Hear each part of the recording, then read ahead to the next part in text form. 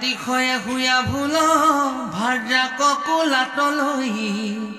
বিমানত উঠিল অন্তৰঙে অসংখ্যাত বিদ্যা ধৰি হাস পৰিহাৰ কৰি সেৱা কৰিবা কলৈলা সংগে ও বিমান উপরে রেখি স্ত্রীগণ সম্বন্ধিতে প্রকাশ করিলা অতিশয় ও তারায় বেষ্টিত হইয়া নির্মল আকাশে যেন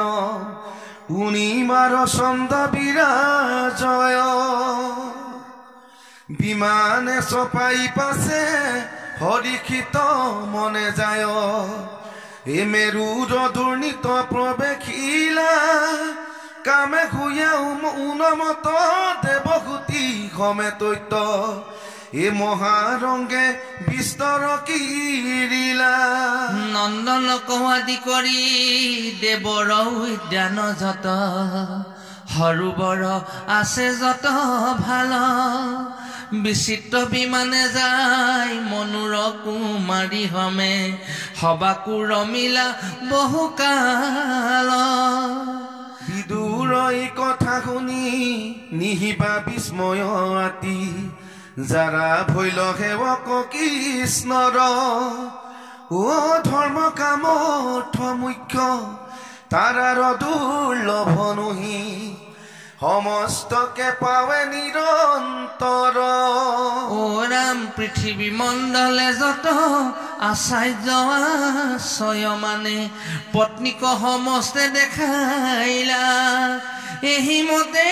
বহুকাল ক্ৰিয়া কৰি মহাযোগী পুনু আখি আশ্ৰমক পাইলা ও হতে কবছৰ দুৰু কিৰাত গইলে কজদি তভু অল্পকাল মানিলন্ত ও ভাইজাৰ সংকল্প জানি পাছে তান গৰ্ভে ৰিখি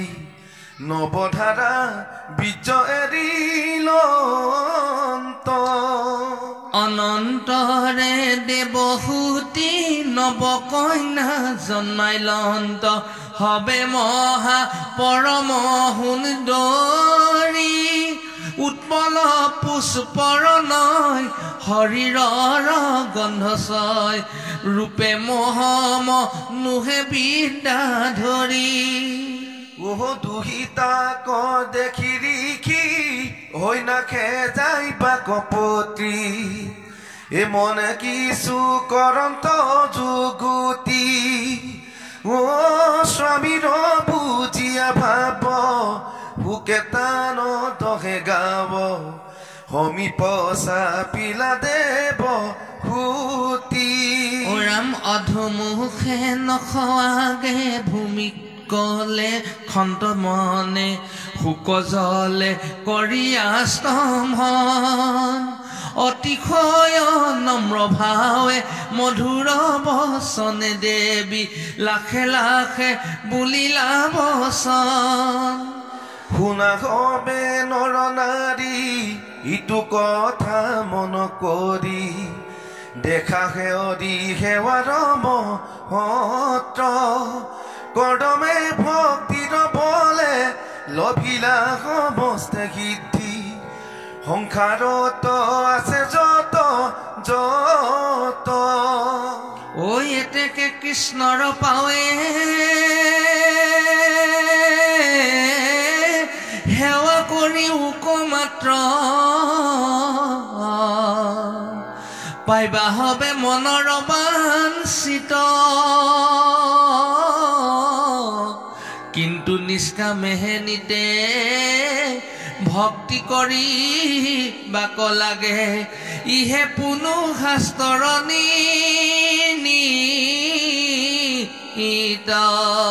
ও জয় জয় কৃষ্ণ দেৱ ও তজু পাৱে কৰো সেৱ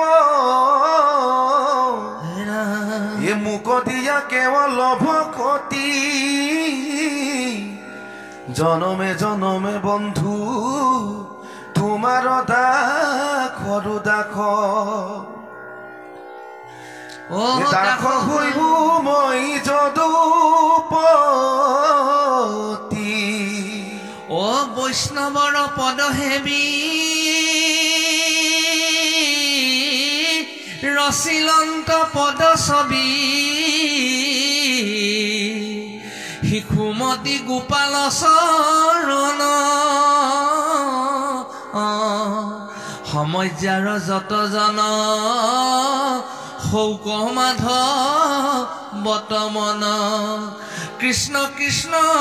বোলা সৰ্বক্ষণ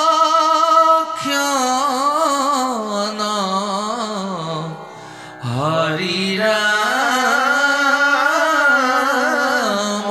ৰাম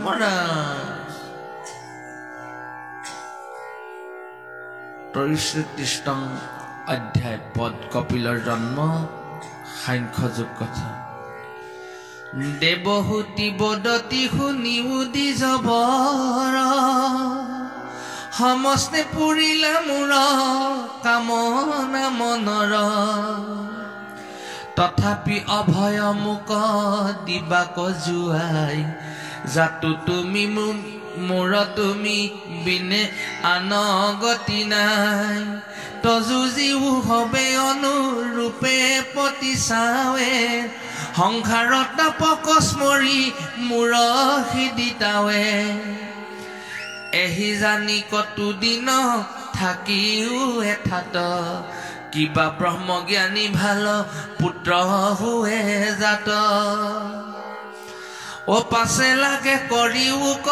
যেন কৰে ইচ্ছা হৰি হৰি জাত ভৈল ইটো হবে মিছা তুমি হেন স্বামী কব ভিয়া এত দিন ইন্দ্ৰিয়ৰ প্ৰীতি সাধি আয়ু কৈলু ক্ষণ ও তোমাৰ মহিমাময়ী নজানি অভাগী কৰিলো প্ৰসংগ মিছা বিষয়ক লাগি ও দুৰ্জন জনৰ দুখে সংসাৰী হুয় বৈষ্ণৱৰ সংগে পুনু মুকুতি সাধয় ও ৰাম সাধু সংগে হৰি কথা নুশুনে জিনৰ জীৱন্ততে মৰাহিটো অধম পামৰ হৰিৰ মায়ায়ে মোক কৰিলে বঞ্চন তোমাক পায়া মুখে নকৰিলো মন বদতি মত্যয় শুনা ব্যাসৰ নন্দন এহি মতে দেৱহূতি কৰিলো প্ৰাৰ্থনা ও ভাইজাৰ বিনয়ে ঋষি আতি তুষ্ট বইলা হৰিৰ বচন স্মৰি বুলিবা কলৈলা শুনা প্ৰাণেশ্বৰী হেন খেদনো জুৱাই অল্পকালে তজু গৰ্ভে হৰি লৈ বেঠাই তোমাৰ কল্যাণ হৌক দৃঢ়ব্ৰত ধৰি শ্ৰদ্ধায়ে ভকতি ভাৱে ভজা মহা হৰি তেৱে আখি আমাখাৰ যশস্যা বিস্তাৰী জন্মি অন্ত আখি ভগৱন্ত দুখ হাৰি ও নকৰিবা কিছু চিন্তা মনুৰ জীয়াৰী তব মনোৰথ পূৰ্ণ কৰিব মুৰাৰী ও দেৱহূতি স্বামী ৰঘু নিয়ানিষ্ট বাণী এ মহাপ্ৰেম ভক্তিয়ে জিলা চক্ৰ পানী পাছে প্ৰভু কদৰ্মৰ বীৰ্য মনোহৰি দেৱহূতি উদৰে খিলা লীলা কৰি ওৰাম কতু দিনে জন্মিলন্ত ভকত বৎসল শিবেলা ভৈলে ককাল মহাহুমংগল সমস্তে লোকৰ মন ভৈলে ক প্ৰসন্ন অল্প অল্প মেঘগণে কৰে বৰিষণা ভৈল জল নিৰ্মল পখন নদীগ পাশ অসংখ্য বিমান আহি চানিল আকাশ ৰঙে বিদ্যা ধৰি দিব বাদ্য বজাৱই হুঁচৰে গন্ধবে হৰি গুণক গাৱই ভংগী ভাৱে নৃত্য কৰে অপেশ্বৰা ছয় শিবেলা লোকৰ মহা আনন্দ হৃদয় জয় জয় কৃষ্ণ বুলি যত দেৱ ছয় বিমানৰ হন্তে ধাৰে পুষ্প বৰিষয় পাছে সিটো কদমৰ আশ্ৰমক প্ৰতি লিখি গণ হমে আখি লন্ত প্ৰজাপতি ও পিতি আখি বাৰ দেখি কদমে তেখনে গাঁও চালি উঠিলন্ত হৰিষিত মনে গন্ধে পুষ্পে ধূপে দীপে কৰিলা পূজন বখিলন্ত বিধি চিন্তি কৃষ্ণৰ চৰণ তত জ্ঞান কহিবাক লাগি কি পাময় ও নিজ অংশে তানগিহে ভৈলেকে উদয় ইহা গণ জানি ব্ৰহ্মানন্দ ভৈলন্ত দেৱহূতি কদৰ্মক বাক্য বুলিলন্ত শুনিও কদম মূৰ শুনিও কদম পুত্ৰ মূৰ পূজা যত নিকট পত চিত্তে তাক কৰিলি সমস্ত জাতু মোৰ বচনক হৃদয়ত ধৰি প্ৰৱতিল সৃষ্টি কৰ্মে হৰিষিত কৰি ও এহিমানে পুত্ৰ পিতৃক ঘোষখন গৌৰৱে ধৰ যেৱে পিতিৰ বচন হিত জীৱ হব পৰম সুন্দৰী ইটো ঋষি সমস্তক দিও ৰঙ কৰি পুত্ৰক জানিলো এন্তে জগত আধাৰ কপিল নামক ধৰি ভৈল অৱতাৰ শুনিও মানৱী কহু স্বৰূপ বচন তযুগৰ ভে ভৈলে জাত কৈতভ মৰ্দন ও বিদ্যা সংশয় গন্থি সেদিবে লোকৰ পৃথিৱীত পৰ্যতি ফুৰিবা নিৰন্তৰ হৈবে কপিলৰ নাম লোকত বিদিত তোমাৰ যশস্যা বহাই লন্ত প্ৰতিনিত এহি মতে দেখিলা দুইকো সৃষ্টি কৰ কদৰ্মে পিতৃক পূজা কৰিলা বিস্তৰ কুমাৰ নাৰদ পঞ্চ পুত্ৰ লৈ সংগে সংখেশ্বৰী ব্ৰহ্মা নিজ স্থানে গৈলা ৰঙে পিতৃৰ বচনে কদৰ ময়ো তাত পৰে দুহিতা কবিহা দিলা অনুৰূপ বৰে ও মৰিচিত কলা যে অতীত অনুভূয়া অংগীৰাত শ্ৰদ্ধা যে কুতুটো দিলা ক্ৰিয়া ও পুৰস্থিত সৰ্বি ভূৰ্বি পুলহত গতি হে ভুগু খ্যাতি বশিষ্ঠত দিলা অৰুন্ধতী ও ৰাম অৰ্থবাহত শান্তি এহি নৱ কন্যা জন নৱ প্ৰজাপতিত দিলন্ত ৰং মন ঋষি হবে কন্যা পায়া আনন্দিত ভৈলা কদৰ্মত আজ্ঞা পায়া স্থানে স্থানে গৈলা পাছে মুনি পুত্ৰক জানিয়া নাৰায়ণ ৰহস্যত প্ৰণামিয়া বুলিলা বচন ও কদৰ্ম বদতিয়াৱে কিনো মোৰ ভাগ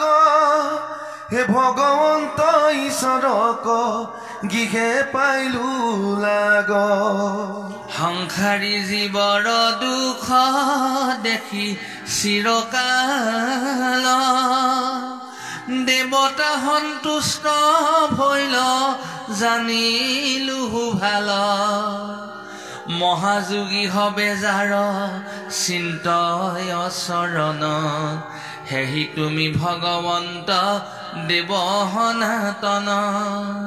লাজহেন নগনিয়া আমাৰ গৃহত উপজিলাহি কোনো কৃপাৰ মহত্ব আপোনাৰ বাক্য কৰি বাক প্ৰতিপাল ভৈলাইটো অৱতাৰ জানিলো দয়াল বৰাই গৈ চৈত্যযুক্ত জগত আধাৰ তোমাৰ চৰণে মই কৰো নমস্কাৰ ও নমো নমো কপিলচ ৰূপ মহেশ্বৰ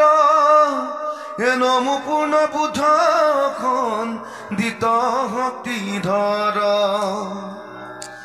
আবে মই এহি নিবেদিলো কৃপাময় সন্ন্যাসী হবৰ পথ কৰিয়া আশ্ৰয় তোমাক হৃদয়ে ধৰি বেহাই বাক চাওঁ যদি বাপ কিঞ্চিতেকো তজু আজ্ঞা পাওঁ ভগৱন্ত বদতি শুনিয়া কথা হাৰ তজু অনুগ্ৰহে আখি ভৈলাই অৱতাৰ ও এতেকে গৃহত যদি থাকা ৰংগ মনে তথাপি তোমাৰ মুক্তি হইবে অযতনে তভু যদি সন্ন্যাসে আগ্ৰহ কৰা মতি মুত মন দিয়াতে বে চলিও সম্প্ৰতি সমস্তে প্ৰাণীক মুত দেখিবা নিশ্চয় তেবে মুখ্য পাবা কিছু নাহিকে সংশয় মাতৃত্ব আধ্যাত্ম জ্ঞান কৰিব প্ৰকাশ যেন মতে তান ভাৱে বন্ধ শুৱে না কপিল দেৱৰ এহি শুনিয়া বচন পৰম আনন্দ ভৈলা ব্ৰহ্মাৰ নন্দন ক্ষীণতাংকনমি কৰি কীৰ্তাঞ্জলি জয় কৃষ্ণ বুলি লিখি বনে গৈলা চলি এ ধৰি লন্ত হৈ নাখৰ যত ব্ৰত চয় এ নিৰন্তৰে প্ৰাণী কদে খন্ত ব্ৰহ্মময় ও কাম ক্ৰোধ ৰাগ দেহ হবে পৰি হৰি নিচলে থাকন্ত ঋষি সমাধিক ধৰি এহি মতে ঈশ্বৰত কৰিয়া ভকতি কদৰ্মে পাইলন্ত পাছে ভগৱন্ত গতি ও কপিল স্বৰূপে কৃপা ময় ভগৱন্ত ও যুগ মানি কৰ পেৰা মাতৃক দিলন্ত এ মই আক দেউৱাৱে এ মুকলি কৰিয়া ও যাক দিবা ৰত্ন লাগে লৈও বিচাৰিয়া অবিদুৰ পদতি শুনা গুৰু মূৰ বাণী কপিল স্বৰূপ ধৰি দেৱ পদ্ম পানী জিতু জিতু কৰ্ম কৰি লন্ত কৃপাময় তাক মুত কহি উক যেবে দয়া হয় এ প্ৰভুৰ চৰিত্ৰ শুনি বা কৈছা যায় যত শুনো তভু মুদ তৃষ্ণা নপলায় ও নিগদতি সুক শুনা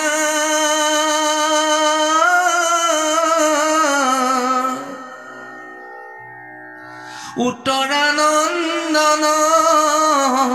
বিদুৰে কৰিলা হৰি কথা শ্ৰৱণ ও শুনি কুশাৰুৰ পুত্ৰ আনন্দিত ভৈলা কপিল প্ৰভুৰ কথা কহিবা কলৈলা এ মধ্যে অৱদতি শুনা ব্যাসৰ নন্দন কপিল হৰিৰ পিতৃ যেৱে ভৈলা বন কৃষ্ণ এ মাতৃৰ সাধিয়া প্ৰীতি পাছে ভগৱন্ত সেই আশ্ৰমতে কতো দিন আছিলন্ত নকৰন্ত কিছু কৰ্ম বখিয়া থাকন্ত জাতু তত্ৰ পথ উদ্ভাৱক ভগৱন্ত অহেনয় পুত্ৰক দেৱী দেখি ৰংগমন ব্ৰহ্মাৰ বচন স্মৰি বুলিলা বচন দেৱহূতি বদতি হু নিউ মহান্ত ইন্দ্ৰিয় পুখন্তে মই ভৈলো মহাশ্ৰান্ত তজু অনুগ্ৰহে বাবে জন্মসীমা পাইলো ও এতেকে শান্ত চক্ষু তোমাক দেখিলো ও ৰাম তমু গুণে অন্ধ চক্ষু ইটো নৰচয় সূৰ্য যেন তাৰ অৰ্থে প্ৰকাশ কৰয় কৃষ্ণ পূজ্যপাদ বৈষ্ণৱ সমস্ত আই মাতৃ সমস্ত মান্যানুসাৰে আমি সমস্তজনলৈকে আমাৰ শ্ৰদ্ধা আৰু সেৱা নিবেদন কৰা হৈছে সাপেখাতি অঞ্চলৰ অতিকে সংস্কৃতিপান এই ৰহণ অঞ্চলটিত আপোনাসকলে তিনিদিনীয়াকৈ আয়োজন কৰিছে মহাভাগৱত পাঠ আৰু ব্যাখ্যাৰ অনুষ্ঠান আজি দ্বিতীয় দিনৰ কাৰ্যসূচী বতৰৰ প্ৰতিকূল অৱস্থাকো আপোনালোকে পৰিত্যাগ কৰি নামঘৰত আপোনাসকলে মহান অনুষ্ঠানভাগী সুস্থ বৃদ্ধি কৰিছে আপোনালোকলৈ আমি পুনৰ শ্ৰদ্ধা আৰু সেৱা জনাইছোঁ আচলতে আমি আপোনাসকলৰ আয়োজক সমিতিৰ আহ্বান মৰ্মে আমাৰ ৰাজীৱ বৰুৱা আৰু আমি দুয়োজন লগ লাগি পাঠ ভাগতে অংশগ্ৰহণ কৰাৰ উদ্দেশ্যে আমি আহি স্থানত উপস্থিত হ'লোঁ আমি পাঠত বহি থাকোঁতে আমাক দুজন বৈষ্ণৱে কৈছে ভাগৱত সম্পৰ্কত অকণমান আমাৰ মনৰ ভাৱ বা ভাগৱত কথা ব্যাখ্যা কৰিবলৈ আপোনালোকে পাঠৰ মাজতে কথা কোৱাটো বিশেষ যুগুত নহয় তথাপিতো ব্যাখ্যাকাৰসকলে নিৰ্দিষ্ট সময়ত ব্যাখ্যা আগবঢ়াব তথাপিতো আমি এটা কথা বাৰে বাৰে আমাক কোৱাৰ বাবে আপোনালোকে জানেই ভাগৱত মহাভাগৱতৰ ইয়াত পাঠ আৰু ব্যাখ্যা হৈছে এতিয়া প্ৰথম কথা হ'ল আজি ৰহণৰ এই পবিত্ৰ নামঘৰত অনুষ্ঠানভাগ আয়োজন কৰিছে আমাৰ কি কল্যাণ সাধন হ'ব কাৰণ আমি মনুষ্য জাতি আমি কিবা এটা বস্তু পালেহে কিবা এটা বস্তু দিম গতিকে বিনিময়তে আমাক লাগিবই গতিকে বিনিময়টো কি হ'ব আজি মহাভাগৱতৰ যে ইয়াত চৈতন্য হৈছে মহাভাগৱত আমি পাঠ কৰিম মহাভাগৱত আমি শ্ৰৱণ কৰিম মহাভাগৱত শ্ৰৱণৰ জৰিয়তে নামঘৰলৈ আমি আহিম ঘৰুৱা কৰ্মবিলাকক আমি ত্যাগ কৰি নামঘৰত সময় দিম ইয়াৰ বিনিময়ত আমাৰ লাভ কি হ'ব আপোনালোকে জানে দ্বাপৰৰ অন্তত মোৰ এটা কথা মনত পৰিছে পাঠৰ মাজতে আয়োজক সমিতিৰ নিৰ্দেশক শিৰোগত কৰি আমি অকণমান অৱগত কৰিছোঁ যে ভগৱান কৃষ্ণক দেৱৰ্ষি নাৰদে সুধিলে যে হে দেৱৰ্ষি কলিযুগত কি কৰ্ম কৰিব লাগিব আৰু কি কৰ্ম কৰিলে আত্মশান্তি হ'ব আৰু জীৱৰ তৰণ হ'ব তেতিয়া ভগৱানে ক'লে যে এই প্ৰশ্ন মই তোমাক উত্তৰ দিব নোৱাৰিম তুমি সন্তৰ সংগটো ল'বই লাগিব কৃষ্ণ নাম শুনিব লাগিব এই প্ৰশ্নৰ মই তোমাক উত্তৰ দিব নোৱাৰিম তুমি পূব দিশেৰে গৈ থাকা গৈ গৈ যিটো প্ৰাণীকে পোৱা সেই প্ৰাণীটোকে সুধিবা আজি আমাৰ এই পবিত্ৰ বৰনামঘৰত ভাগৱতৰ আয়োজন কৰা হৈছে আমি কোনো কোনো ব্যক্তি সুবিধা হোৱাসকল আহিব পাৰিছোঁ কোনোবা ব্যক্তিগত অসুবিধা বা কোনোবা স্বাস্থ্যজনিত কাৰণত নামঘৰলৈ আহিব নোৱাৰিবও পাৰে কিন্তু এতিয়া ডাঙৰ কথাটো হ'ল নামঘৰত যে মহাভাগৱতৰ আয়োজন কৰা হৈছে আমাৰ লাভ কি হ'ব এই কথাটোকে দেৱৰ্ষি নাৰদে ভগৱান কৃষ্ণক সুধিছিলে দ্বাপৰ যুগৰ অন্তত তেতিয়া ভগৱানে দেৱৰ্ষি নাৰদক এনেধৰণে বুজাই দিলে যে তুমি পূব দিশেৰে যোৱা যিটো প্ৰাণীকে পোৱা সেই প্ৰাণীটোকে তুমি সুধিবা তেতিয়া দেৱৰ্ষি নাৰদ বহু দূৰ আহিলে আহি দেৱৰ্ষি নাৰদে দেখিলে জীৱ জন্তু কোনো নাই তথাপিতো এটা গোবৰুৱা বগাই অহা দেখিলে আৰু গোবৰুৱাটোকে নাৰদে ভক্তিভাৱে প্ৰণাম জনাই সুধিলে যে তুমিয়ে মোক উত্তৰ দিয়া যে কলিযুগত সন্তৰ সংগ ল'বলৈ কৈছে আৰু কৃষ্ণ নাম শুনিবলৈ কৈছে জীৱৰ কি কল্যাণ সাধন হ'ব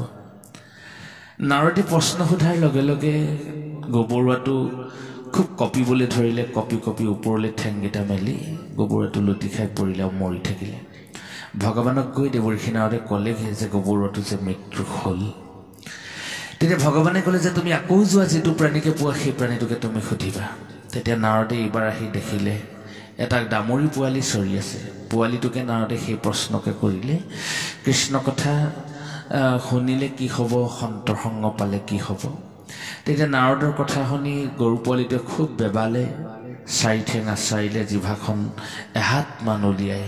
ধুপুচকৈ পৰিলে আৰু গৰু পোৱালিটো মৰি থাকিলে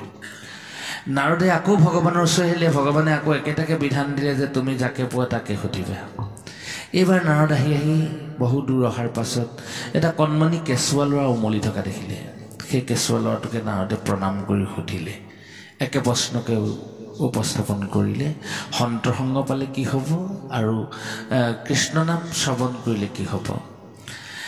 তেতিয়া দেৱৰ্ষি নাৰদে দেখিলে কণমানি কেঁচুৱাটোৱে খুব হাঁহিছে ইমানেই হাঁহিছে নাৰদ ক্ৰোধান্বিত হৈ গৈছে নাৰদৰ মনত কথা হ'ল কি মই আজি ইমান বছৰ যুগে যুগে মই এই প্ৰশ্নৰ উত্তৰ বিচাৰি মই হাবাথুৰি খাই ফুৰিছোঁ তুমি মোক ভেঙুচালি কৰিছা এনে এটা ভাৱত নাৰদ ক্ৰোধান্বিত হ'ল আৰু তেতিয়া নাৰদ ক্ৰোধান্বিত হ'ল বুলি ভাবি দেৱৰ্ষি কণমানি শিশুটোৱে নিজৰ ৰূপ ধাৰণ কৰিলে এজন দিব্য পুৰুষলৈ ৰূপান্তৰ ঘটিলে আৰু হাতে চাৰি অস্ত্ৰ তেওঁ লৈ নাৰদক প্ৰণাম জনালে তেতিয়া নাৰদক ক'লে যে হে দেৱৰ্ষি তুমি মোক যিটো প্ৰশ্ন কৰিলা সেয়া পৰম তত্ত্ব আৰু পৰম পদৰ প্ৰশ্ন কলিযুগত যদি কৃষ্ণ নাম শুনা যায় জীৱৰ পৰম কল্যাণ সাধন হয় আৰু সন্ত সংগ যদি পায় জীৱই পৰম তৃপ্তি লাভ কৰে আৰু জীৱই গতি লাভ কৰে চোৱাচোন তুমি নিজে এজন মহন্ত তুমি এজন সাধু নাম শংকৰদেৱ গুৰুজনেও কৈছে যে ভৈলাহা নাৰদৰ ঋষি নামে অৱতাৰ পঞ্চৰত্ন নামে তন্দ কৰিলা প্ৰচাৰ আমি ভাওনাত দেখিছোঁ নাৰদে নাৰায়ণ নাৰায়ণ বুলি কৈ দিয়ে ভগৱান আৱিৰ্ভাৱ হয় গতিকে নাৰদে অহৰ্নিশে কৃষ্ণৰ গুণ গাই থাকে গতিকে নাৰদ এজন মহন্ত নাৰদ এজন সাধু গতিকে নাৰদক কৈছে তুমি হেন মহাসন্ত মহন্তৰ মই সান্নিধ্য লাভ কৰিলোঁ আৰু তোমাৰ মুখত মই কৃষ্ণ নাম শুনিলোঁ মোৰ জন্ম সফল হ'ল চোৱা সেই গোবৰুৱাটো যে তুমি দেখিছিলা গোবৰুৱা হৈ ময়ে জন্ম হৈছিলোঁ আৰু মই তোমাৰ দৰে এজন সাধু সন্তৰ সংগ লাভ কৰিলোঁ আৰু তোমাৰ মুখত কৃষ্ণ নাম শুনি মই গতি পালোঁ সেই জন্ম মোৰ মুক্তি হ'ল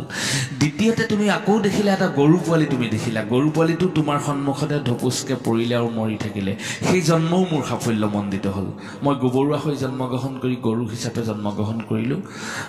আৰু গৰু হিচাপে জন্মগ্ৰহণ কৰি তোমাৰ মুখত কৃষ্ণ নাম শুনিলোঁ, তোমাৰ সান্নিধ্য পালোঁ, সেয়াও মোৰ জন্ম সফল হ'ল। আৰু তৃতীয়তে মই মনুষ্য হিচাপে জন্ম লাভ কৰি মই তোমাৰ সান্নিধ্য পালোঁ আৰু তোমাৰ মুখত কৃষ্ণ নাম শুনি মই পৰম পদ লাভ কৰিলোঁ, মই বৈকুণ্ঠে যোৱাৰ বা মই গতি পোৱাৰ পথ প্ৰশস্ত হ'ল, তুমি মোক কৃপা বৰ্ষণ কৰা। এনেধৰণে নাৰদক প্ৰণাম জনাই সেই দিব্যপুৰুষজন বৈকুণ্ঠলৈ গুচি গ'ল। এতিয়া কথা হ'ল আমি শ্ৰৱণ কীৰ্তন কৰি বৈকুণ্ঠক যাই ধৰ্ম অৰ্থ কাম মোক্ষ সবে আতপাই। ইয়াত পাঠকীসকলে কীৰ্তন কৰিব, শ্ৰোতাসকলে ইয়াত শ্ৰৱণ কৰিব। এই শ্ৰৱণ কীৰ্তনৰ মাধ্যমেৰে আৰু সন্তৰ সংগ লাভ কৰাৰ মাধ্যমেৰে আমাৰ পৰম কল্যাণ হ'ব। কাৰণ আমি প্ৰভু ভগৱন্তৰ অমৃতময় কৃপা লাভ কৰিবলৈ আমিসকল সক্ষম হ'ম বা সক্ষম হোৱা হ'ব। আজি আমি চক্ষুৱে দেখি নাপাওঁ যে ইয়াত মহাভাগৱত আয়োজন কৰিছে, আমাৰ কি লাভ হ'ব? আচল লাভ হ'ব ভগৱন্তৰ কৃপা, ভগৱন্তৰ অমৃতময় কল্যাণৰ বা ভগৱন্তে কল্যাণ সাধন কৰিব আৰু জীৱই পৰম তত্ত্ব লাভ কৰিব। আপোনালোকে জানে ভা মানে কোৱা হৈছে পোহৰ দিয়া, যি শাস্ত্ৰই কোটি সূৰ্য সম পোহৰ দিয়ে। ভা অক্ষৰ যোগ কৰিছে পোহৰ দিবৰ কাৰণে। পোহৰ আমি এতিয়া এজন সূৰ্যৰ পোহৰত আমাৰ পৃথিৱীত এজনা সূৰ্যই পোহৰ দি আছে, আমি পোহৰ লৈ জীয়াই আছোঁ। মহাভাগৱতে এই ভাগৱত শাস্ত্ৰই কোটি সূৰ্যসম পোহৰ দিয়ে বুলি কৈছে, অৰ্থাৎ জ্ঞানৰ পোহৰ দিয়ে। গতিকে এই পোহৰ ভা মানে পোহৰ দিয়ে আৰু গ মানে গান গোৱা। কৃষ্ণৰ মহাভাগৱতে অকল কৃষ্ণৰ গুণকীৰ্তনে গাইছে, হৰি গুণকীৰ্তনে গাইছে। যি শাস্ত্ৰই সনক সনাতন সনত কুমাৰ অৰ্থাৎ চাৰি সিদ্ধই প্ৰতি মুহূৰ্ততে কৃষ্ণৰ গুণ গায়, গান গায়, দেৱৰ্ষি নাৰদে গান গায়। এই মহন্তসকলে যেনেধৰণে কৃষ্ণৰ গুণগান গায়, আদিৰ পৰা অন্তলৈকে মহাভাগৱতৰ উদ্দেশ্য হৈছে প্ৰভুৰ গান গোৱা, অৰ্থাৎ প্ৰভুৰ কীৰ্তন ইয়াত বৰ্ণনা হৈ আছে। যি শাস্ত্ৰই কোটি সূৰ্যসম পোহৰ দিয়ে, যি শাস্ত্ৰই অহৰ্নিশে কৃষ্ণৰ গান গায়, সেই অৰ্থ সূচাবৰ বাবে গ অক্ষৰ যোগ কৰা হৈছে। আৰু মানে কোৱা হৈছে যি শাস্ত্ৰত বেদৰ সাৰ নিহিত হৈ আছে, ব্ৰতী আছে, বেদৰ সাৰ তত্ত্ব কথা ইয়াত নিহিত হৈ আছে, অক্ষৰ সেইকাৰণে যোগ কৰা হৈছে। আৰু মানে কোৱা হৈছে যি শাস্ত্ৰ শ্ৰৱণ কীৰ্তন কৰিলে জীৱৰ তৰণ হয়, জীৱই মুক্তি পায়, এই অৰ্থ সূচাবৰ বাবে অক্ষৰ যোগ কৰা হৈছে। ভাগ ৱাত, ভা মানে পোহৰ দিয়া, গ মানে গান গোৱা, মানে বৰ্তি থকা, বেদৰ সাৰ, মানে টান হোৱা। আপোনালোকে জানে আৰু এটা সংজ্ঞা দিয়া হৈছে, ভা মানে ভাবুক। আমি ভাবিব লাগিব, কি ভাবিম? আমি কৃষ্ণ কথা ভাবিব লাগিব। ভাবি ভাবি ভাবি ভাবি মানস পটত কৃষ্ণৰ ছবিখন আহি আৱিষ্কাৰ হ'ব। আমি কিবা এটা ভাবোঁ, কোনোবা এডোখৰ স্থানত ঠাইলৈ যাম, কোনোবা অমুক দিনাখনি কোনোবা এডোখৰলৈ যাম, আমি ভবাৰ লগে লগে আমাৰ মানস পটত এখন ছবি আহি ধৰা দিয়েহি। ঠিক তেনেকৈ যেতিয়া এজন বৈষ্ণৱে বা এজন ভকতে কৃষ্ণ কথা ভাবিব, কৃষ্ণৰ কথা ভাবুক হ'ব, ভাবি ভাবি তেওঁ কৃষ্ণক যেতিয়া বুজি পাব, গ মানে জ্ঞান আহিব, কৃষ্ণক কি বস্তু তেওঁ বুজি পাব আৰু কৃষ্ণক জানিব, কৃষ্ণক চিনি পাব। গ মানে ভা মানে ভাবুক হ'ব, আৰু ভাবুক হোৱাৰ লগে লগে গ অৰ্থত জ্ঞান আহিব, কৃষ্ণ কি বস্তু তেওঁ জানিব। আৰু মানে কোৱা হৈছে বৈষ্ণৱী জ্ঞান আহিব। যেতিয়া কৃষ্ণ কি বস্তু জানিব এজন বৈষ্ণৱে, তেওঁ মনটোত বৈষ্ণৱী জ্ঞান আহিব, অৰ্থাৎ সমস্ত ভূততে ব্যাপী আছো মই হৰি, সবাকো মানিবা তুমি বিষ্ণু বুদ্ধি কৰি। সকলোকে বিষ্ণু সম দেখিব সংসাৰখনত, সকলোকে কৃষ্ণ সম দেখিব সংসাৰখনত, তেওঁ মনটো পৰম পবিত্ৰলৈ ৰূপান্তৰ হ'ব। অৰ্থাৎ মানুহৰ ভাৱবিলাক বিনয়ী হ'ব, মানুহে মানুহক সেৱা কৰিব জানিব, মানুহে মানুহক ভাল কথা ভাল বচনেৰে ব্যৱহাৰ কৰিব, ইজনে সিজনক মৰ্যাদা দিব পাৰিব। এয়াই হ'ল বৈষ্ণৱী জ্ঞান। বৈষ্ণৱী জ্ঞান মানে মইহে দুখ পাওঁ নেকি, উজুতি খালে মই দুখ পাম, গতিকে তেখেতেও উজুতি খাব পাৰে, তেখেতকো সাৱধান কৰি দিয়াটো মোৰ কৰ্তব্য। বা এই ঠাণ্ডা দিনত মোৰহে ঠাণ্ডা লাগিব নেকি, তেখেতৰো ঠাণ্ডা লাগিব। গৰম কাপোৰখন অকল মই ল'লেই নহ'ব, মোৰ সন্মুখত থকা বা মোৰ কাষৰজনেও গৰম কাপোৰখন ল'ব লাগিব। যেতিয়া আমি হম ব্ৰহ্ম, ইজনে সিজনৰ প্ৰতি যেতিয়া আমি দায়িত্বশীল হ'ম, তেতিয়াই সেয়াকে কৈছে বৈষ্ণৱী জ্ঞান। এই বৈষ্ণৱী জ্ঞান যেতিয়া আহিব, তেতিয়া তেওঁ অক্ষৰ পৰম তত্ত্ব লাভ কৰিব। বৈষ্ণৱী জ্ঞান অহাৰ লগে লগে তেওঁ মনটো পবিত্ৰ হ'ব আৰু সকলোকে সম দেখিব, তেওঁ কাহানিও দুখ নাথাকে। এটা বৈষ্ণৱী জ্ঞান প্ৰথমতে আপোনালোকে চাওক, আমাৰ বৃন্দাবন ক্ষেত্ৰৰ গোপিনীসকল 1600 গোপিনী কৈছে, কোনোবাই 16,000 গোপিনী কৈছে। বাৰু যি কি নহওক, 1600 গোপিনী হওক বা 16,000 গোপিনী হওক, এজন কৃষ্ণৰ লগত তেওঁলোকে আনন্দ কৰিলে, এজন কৃষ্ণৰ লগত তেওঁলোকে ক্ৰিয়া কৰিলে, কিন্তু কোনো গোপিনীৰ লগত কোনোগৰাকী গোপিনীৰ মাজত দ্বন্দ্ব কাজিয়া নহ'ল। এতিয়া গোপিনীসকলৰ মাজত দ্বন্দ্ব কাজিয়া হ'ব লাগিছিল, কাৰণ গোপিনীসকলৰ লগত শ্ৰীকৃষ্ণই ৰাস নৃত্য কৰাৰ বহু দিনৰ আগতেই ৰাৱণে সীতাক হৰণ কৰি লৈ গৈছে। গতিকে গোপিনীসকলৰ এজন কৃষ্ণৰ লগত 1600 গোপিনীয়ে একেলগতে ক্ৰিয়া কৰিছে, লীলা কৰিছে, তেওঁলোকৰ মাজত দ্বন্দ্ব কাজিয়া নহ'ল। আমাৰ যদি এজন যুৱকৰ লগত যদি দুগৰাকী যুৱতীৰ যদি সম্বন্ধ থাকে, যুদ্ধ হ'ব। আৰু এগৰাকী যুৱতীৰ লগত যদি দুজন যুৱকৰ যদি সম্পৰ্ক থাকে, তেতিয়াহ'লে দ্বন্দ্ব কাজিয়া হ'ব। গতিকে এই দ্বন্দ্ব কাজিয়া হোৱাৰ পৰা কিয় কৃষ্ণৰ লগত ক্ৰিয়া কৰোঁতে গোপিনীসকলৰ মাজত সেই ব্যৱস্থা নহ'ল বা দ্বন্দ্ব কাজিয়া নহ'ল? তাৰমানে গোপিনীসকলে বৈষ্ণৱী জ্ঞান লাভ কৰিলে, অৰ্থাৎ তেওঁলোকে প্ৰতি মুহূৰ্ততে কৃষ্ণ কৃষ্ণ কৃষ্ণ কৃষ্ণ কৃষ্ণ কৰি তেওঁলোক কৃষ্ণময় হৈ গ'ল।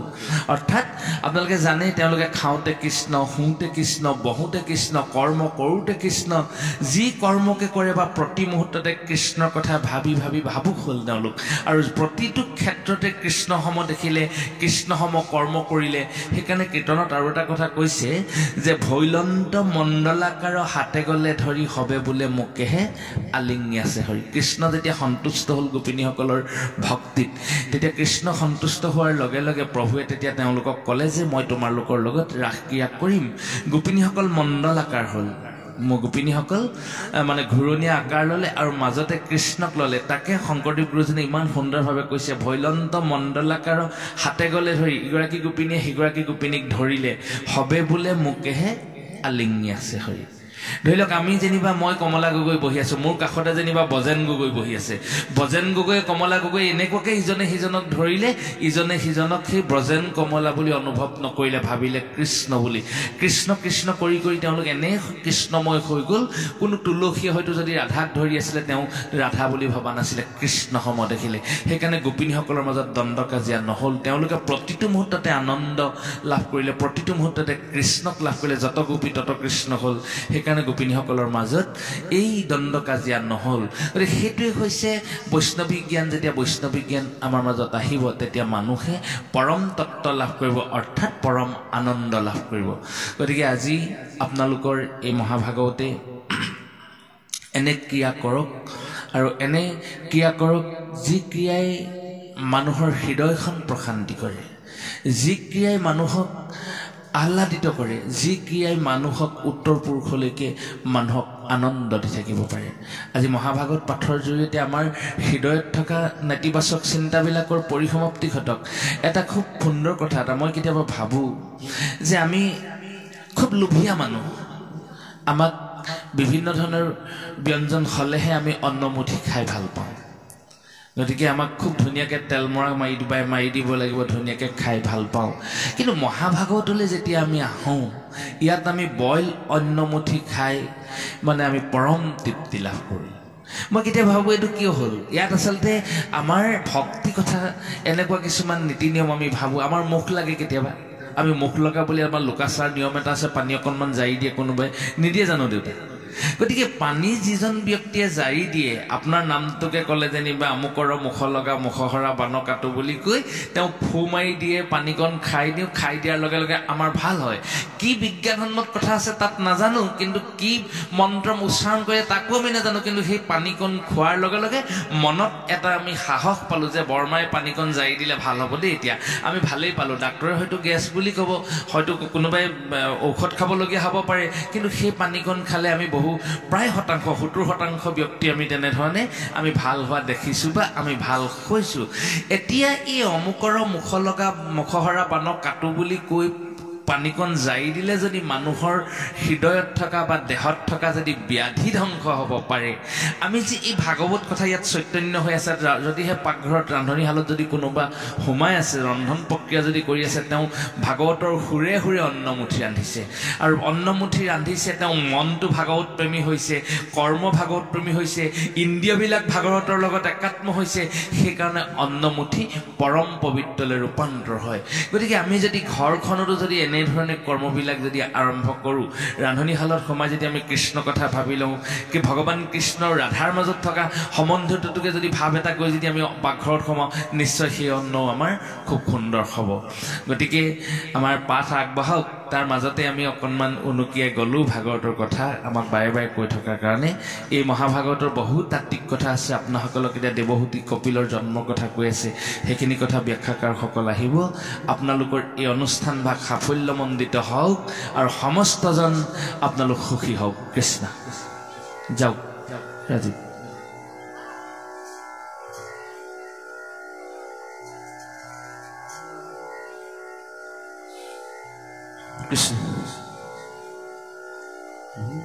আৰু মোৰ মুহদূৰ কৰিবে জুবাই অহম ভাৱ তুমি আশা কৰাই তজোপাৱে শৰণলৈ লোহ কৰি হাদ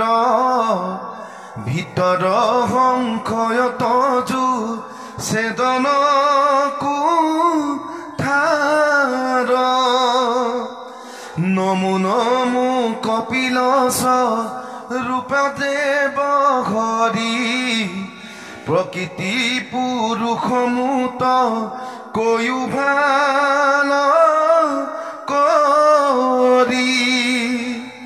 মাতিৰ বাঞ্ছিত এহি শুনি কি পাময় মনে মনে প্ৰভু অভিনন্দা কৰিয়া ছয় অল্প হাস্য কৰিয়া বুলন্ত ভগৱান শুনা পৈতো তৰমাও হুয়া ধান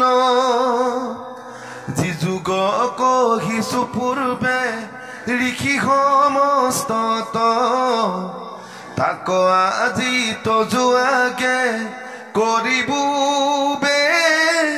কত ওৰাম হে যুগ অধীন চিত্ত সংযমৰ জ্ঞান চিত্তেহে যি বৰবন্ধ মুখৰ নিদান বিষয় আসক্ত ভৈলে আতিবদ্ধ হৈ মন শুদ্ধ হেতু ভক্তি বিনে আন নাই ও ভক্তিহে কইলান পথ কহিলো বুজাই ঈশ্বৰত চিত্তে দিলাই মুকুত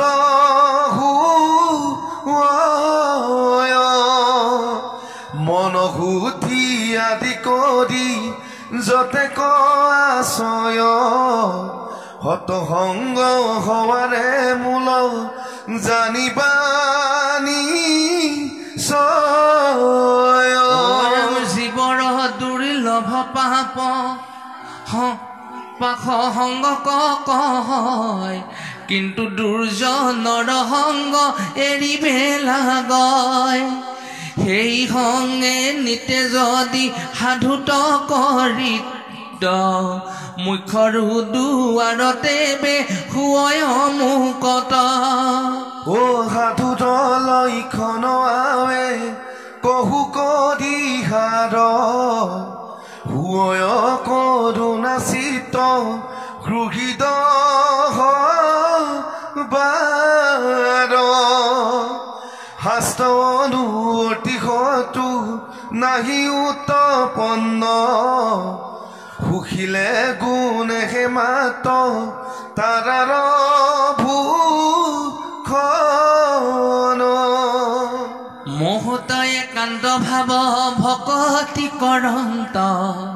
মোত প্ৰীতি অৰ্থে ভাজা সুত এৰিলন্ত ও মোৰ সুমংগল কথা কহন্ত শুনন্ত মুত বন দিয়া হবে তাপেৰা অন্ত ও আৰা কবুলয় সাধু জানিবাই তাৰাৰ সংগত তুমি পাৰ্থিবা সদায় আৰু মোহৰ অখণ্ডিত বিদ্যা প্ৰকাশক কৰ্ণৰ মনৰ সদা আনন্দ কাৰক হেন কথা উপজয় সাধুৰ সংগত তাক যাৰা সাধু সংগে শুনয় সতত অল্পকালে ঈশ্বৰত তাৰাৰ নিশ্চয় শ্ৰদ্ধাৰতি ভক্তিয়নো কমেও পজয় ৰাম ভক্তি ভৈলে পুৰুষৰ বৈৰাগ্য জন্ময় দেৱে এহি দেৱে জীৱে মুকুতি পায় হেন শুনি দেৱহূতি আচন্ত সম্প্ৰতি এই বিষয়ত কোন উচিত ভকতি তাতে মোৰ ভাগ্য ভক্তি বুজিবা কচা যেন নাই ক্ষেতজু স্বৰূপ কপা কেন বিধি ধ্যান কত বিধংগ তাৰ ইটো কথা মোক কবু যায়ো আৰু বাৰ মই শ্ৰীমতীটো কথা বৰতান সুখে বুজো যেনে মতে কৈও ভগৱান মত্যে বুলন্ত শুনা ব্যাসৰ নন্দন এহি মতে মাতৃৰবু জীয়া প্ৰয়োজন কপিল ঈশ্বৰে মনে আনন্দিত ভৈলা সাংখ্য ভক্তি যুগমতে কহিবা কলৈলা ভগৱন্ত বদতি নিউৱে আই উত্তম ভকতি কহু তোমাত বুজাই পুৰুষৰ সহজেই দিয় বিত্ৰিশয় যেন মতে নিষ্কাম ঋত প্ৰৱতয় ভাগৱত ভক্তিতে ইহা কবুলয় মুখ্যটো অধিক আতি গৰিষ্ঠ হুয় কৃষ্ণ লিংগ দেহা জিনইটো অল্পতে কৰয় অন্নপান গৰ্ভাগিনে যে মনত হয় ভক্তি যেন মতে জ্যেষ্ঠ কহিলো নিনয় মোৰ পদ সেৱা তৰ খিকজিটো হয় কৃষ্ণ পুনৰবাৰ সকলোকে সেৱা জনাইছে আৰু এটা কথা মনলৈ আহিছে বিশেষকৈ আপোনালোকে জানে মহাভাগৱতৰ প্ৰতিটো স্কন্ধ প্ৰতিটো জোকা পদে জীৱ কল্যাণৰ কথা কৈছে ইয়াত সাধু সন্তৰ সংগৰ কথা কৈছে আপোনালোকে জানে কলিযুগ আৰম্ভ হোৱাৰ 30 বছৰৰ পাছত ভাগৱত পৃথিৱীত পৰিলে পৃথিৱীলৈ আহিলে আৰু মহাভাগৱত আমাৰ আউনীতি সত্ৰাধিকাৰ ডক্টৰ পীতাম্বৰদেৱ গোস্বামী প্ৰভুৱে ভাগৱত দৰ্পণ নামেৰে এখন গ্ৰন্থ প্ৰণয়ন কৰিছে আৰু বৈষ্ণৱ পণ্ডিতগৰাকীয়ে মহাভাগৱতৰ ওপৰত সেই গ্ৰন্থখনত খুব সুন্দৰভাৱে ইয়াৰ তাত্ত্বিক কথাখিনি আলোচনা কৰিছে উল্লেখ কৰিছে এতিয়া ভাগৱত যেতিয়া মহামানী পৰীক্ষিত মৃগয়ালৈ গ'ল মৃগয়ালৈ যাওঁতে তেওঁ মৃগ পাছে পাছে ঘূৰি ফুৰোঁতে আপোনালোকে জানে তেওঁ খুব পিয়াহ লাগিলে শ্ৰমিক মুনিয়ে তাত তপস্যা কৰি আছিলে পানী বিচাৰিলে পানী দিব নোৱাৰিলে তপস্যা ভংগ নহ'ল তেওঁৰ ডিঙিত মৃত সাপ এডাল তেওঁ পিন্ধাই দিলে আৰু তেওঁ প্ৰত্যেক চিঙিমুনিয়ে আহি এইটো কোনে কৰিলে খঙৰ ভমকত ৰজাক অভিশাপ দিলে যে 7 দিনৰ পাছত তোমাক তক্ষকে দংশন কৰিব তেতিয়া পৃথিৱীত হাহাকাৰ লাগিলে যে ইমান ধাৰ্মিক ৰজা এজনক যদি 7 দিনৰ পাছত তক্ষকে দংশন কৰে কি হ'ব তেতিয়া গতিকে সমস্ত সন্ত মহন্তসকলে আলোচনা কৰিলে মহাভাগৱতৰ কথা চিন্তা কৰিলে আৰু শুকমুনিয়ে ভাগৱতৰ কথাখিনি কৈ গ'ল মহাভাগৱত চৈতন্য কৰিলে আৰু মুখ্য শ্ৰোতা হিচাপে পৰীক্ষিতে মহাভাগৱত শ্ৰৱণ কৰি 7 দিনৰ পাছত তেওঁ গতি লাভ কৰিলে বা দেহাৱসান ঘটিছে অৰ্থাৎ তেওঁ গতি লাভ কৰিছে গতিকে এয়া হ'ল কলিযুগ আৰম্ভ হোৱাৰ পাছত 30 বছৰ পাছত মহাভাগৱতৰ আয়োজন হ'ল শুক্লা নৱমী তিথিৰ পৰা পবিত্ৰ ভাদ মাহৰ পূৰ্ণিমালৈকে শুক্লা নৱমীৰ পৰা যদি আমি চাওঁ পূৰ্ণিমালৈকে 7 দিন 7 ৰাতি ভাগৱতৰ আয়োজন হ'ল ইয়াৰ দ্বিতীয় ভাগৱত আৰম্ভ হ'ল কলিযুগ আৰম্ভ হোৱাৰ প্ৰায় 200 বছৰ পাছত মহাভাগৱতৰ আয়োজন হ'ল ইয়াৰ অন্তৰালত এটা কাহিনী আছে সেই কাহিনীটো আমাৰ সকলোৱে অনুধাৱন কৰিব লাগে বুলি আমি ভাবোঁ কাৰণ সেই কাহিনীবিলাকে আমাক জীৱনৰ কথা কৈছে বিশেষকৈ নৱদম্পতীসকলৰ বাবে এই কাহিনীভাগ অত্যন্ত প্ৰাসংগিক এজন ঋষি আছিল ঋষিজন এজন ব্ৰাহ্মণ আছিল তেওঁৰ ল'ৰা ছোৱালী নাই সতি সন্তান নাই গতিকে সতি সন্তান নাই তেওঁ মনতে বৰ দুখ যে মোক সমাজতো অগ্ৰস্থান নিদিয়ে বা সকলোৱে তেওঁক মানে বৰ ভাল নাপায় অপুত্ৰক বুলি সকলোৱে তেওঁক যে নিন্দা কৰে তেওঁ মনতে বৰ দুখ গতিকে মনৰ দুখত তেওঁ ঘূৰি ফুৰোঁতে এদিন তেওঁ এজন ঋষিক দেখিলে যে গংগাত ঋষিজনে স্নান কৰি উঠি আহিছে তাই ঋষিজনক দেখাৰ লগে লগে ব্ৰাহ্মণজনে প্ৰণাম কৰিলে আৰু সেৱা কৰি ক'লে যে মণিবৰ মোক আপুনি এটি পুত্ৰ সন্তানৰ বৰ দিয়ক তেতিয়া ঋষিজনে ব্ৰাহ্মণজনৰ কপাললৈ চাই ক'লে তোমাৰ দেখোন কপালত সতি সন্তানৰ কথা একো লিখাই নাই তুমি সতি সন্তান লাভ কৰিব নোৱাৰিবা তেতিয়া ব্ৰাহ্মণজনে ক'লে মোক যদি সেই বৰ নিদিয়ে মই কিন্তু জীয়াই নাথাকিম আপোনাৰ সন্মুখতে মই আত্মহত্যা কৰিম তেতিয়া ব্ৰাহ্মণজনে বৰ দুখ পালে আৰু তেতিয়া তেওঁ ব্ৰাহ্মণজনে যোগৰ বলে এটা ফল সৃষ্টি কৰিলে আৰু যোগৰ বলে এটা ফল তেওঁৰ হাতত দিলে ধৰি লওক এই ফলটোকে